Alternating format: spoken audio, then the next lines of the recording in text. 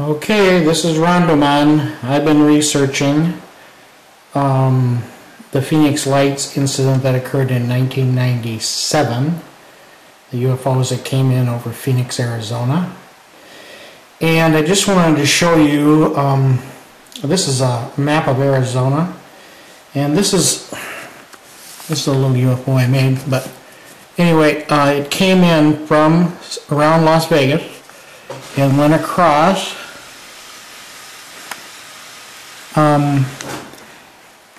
and was reported to right about here, so it came in across there at Prescott, Arizona. Let me see if I can zoom it in there. Prescott, Arizona, there's a little airport. It nearly hit an airplane there, and that's when the call was put in, probably to the FAA from the pilot, that triggered the F-15s to be launched from Luke Air Force Base.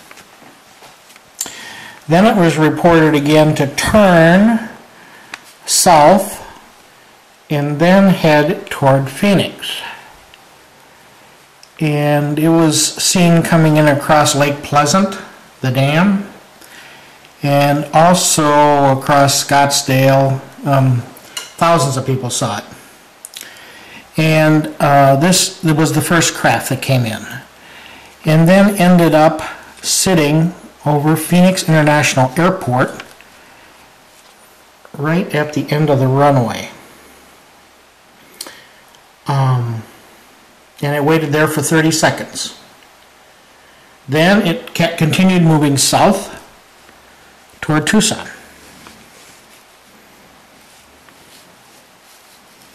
Okay, and it was seen south of Tucson. So that's the general path of that particular object. It was a V-shaped craft, and it was seen by many, many people. Okay, now I'm going to switch to a different map. Okay, this is the second map. It's got a little more detail to the city of Phoenix. So this craft came in from the north across the Lake Pleasant Reservoir, right there, and then proceeded to the airport. Let me bring it back out. It proceeded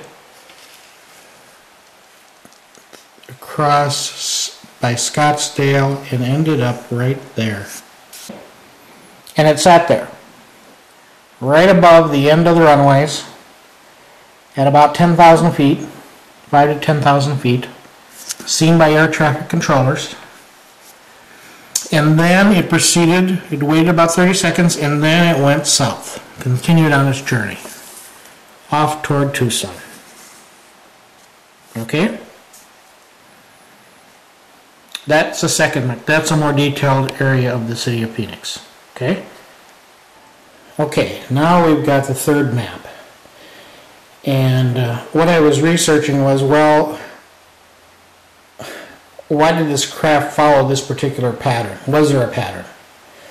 And so I got out the map is called an L4 map. Where is it here? And it's used by pilots. And it's really the highways in the sky. And an L4 is section 4, and the L means low altitude. I think it's around 10,000 feet. And there's also an H4, which is high altitude. And these are the highways that are in the sky. They use signals to guide airplanes. And if you look at this, what I noticed was when it was coming in from Vegas, it appeared to be following along a path to this airport in Prescott, which is called Ernst A. Love Field. It appeared to be following one of these paths, and it looked like maybe it was V105.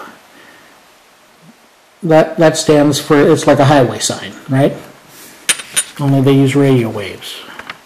And anyway, it came in here to Ernst Love Field, And that's where the pilot, the small airplane pilot that was trying to land, nearly ran into it.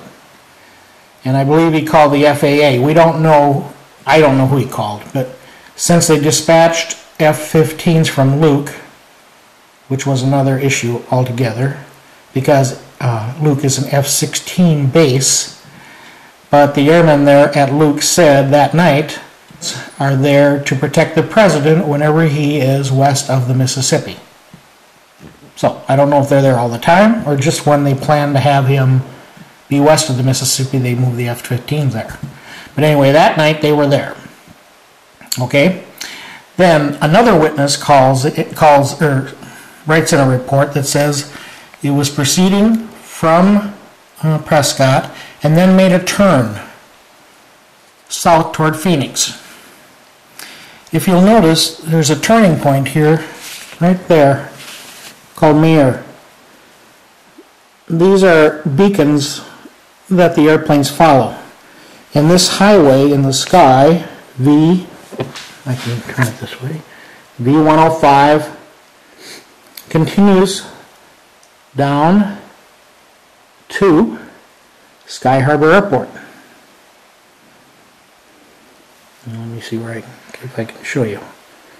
This is the Phoenix area, and Sky Harbor Airport, I believe, is right in the center. Okay? So anyway, this craft then goes south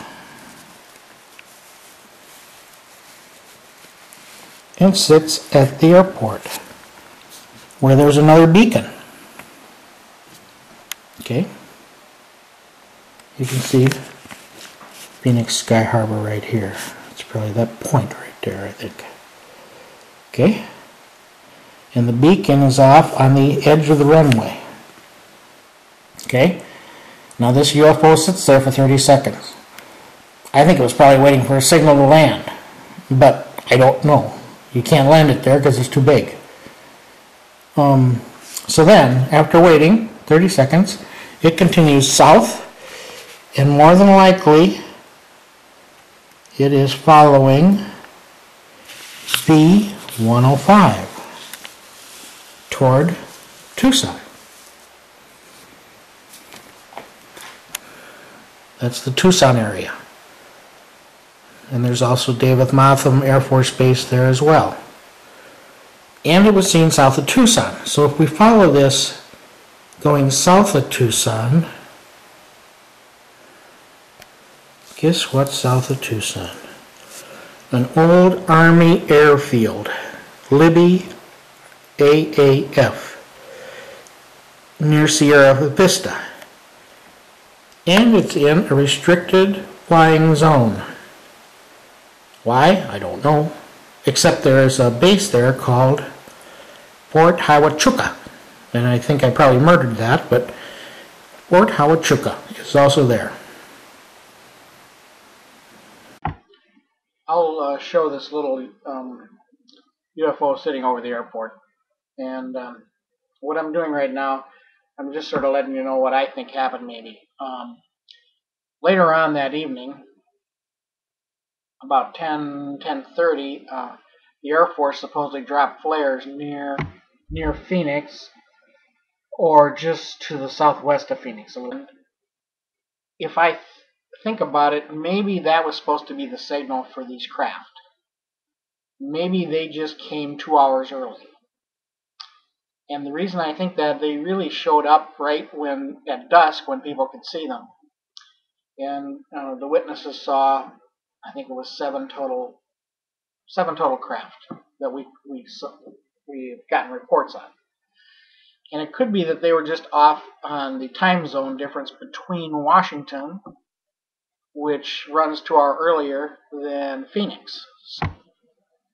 Were these craft being here for a big treaty to be signed between the United States and whoever?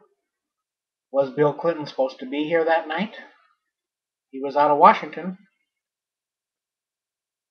Or did he actually show up in Arizona that night? We may never know. Anyway, that's all I have. It's Rondomon signing out. Goodbye.